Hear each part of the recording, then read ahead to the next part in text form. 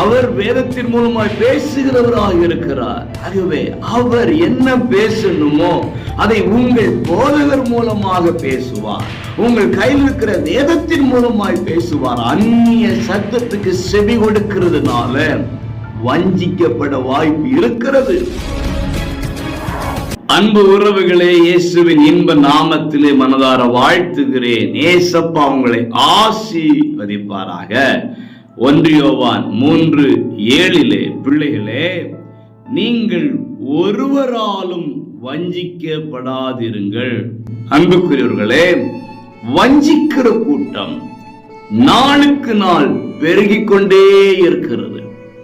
எப்படி வஞ்சிக்கலாம், எப்படி நாம் காரியங்களை நம் வசமாக்கி கொள்ளலாம்? இன்றைக்கு பணத்தால, பொருளால, அழகால, பதவியினால, பட்டங்களினால, பின்னணியினால நான் இதை உனக்கு செய்யறேன், என்னோட இரு என்று சொல்லி வாக்கு கொடுக்கிறதுனால பலரும் வஞ்சிக்கப்பட்டு போய்கொண்டிருக்கிறார்கள். கவனமாக இருக்க. போதகர் மூலமாக பேசுவார். உங்கள் கையில் இருக்கிற வேதத்தின் மூலமாய் பேசுவார். அந்நிய சத்தத்துக்கு செவி கொடுக்கிறதுனால வஞ்சிக்கப்பட வாய்ப்பு இருக்கிறது.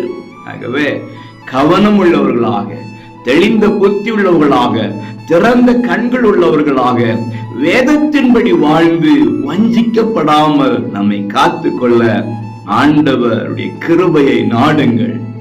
தைரியமாயிருங்க.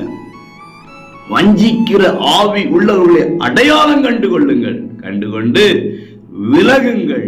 ஆவிக்குரிய ஐக்கியத்தோடும் தேவனோடும் தொடர்கிற வாழ்க்கை வாழுங்கள். ஆசீர்வதிக்கப்படுவீர்களாக. God bless you.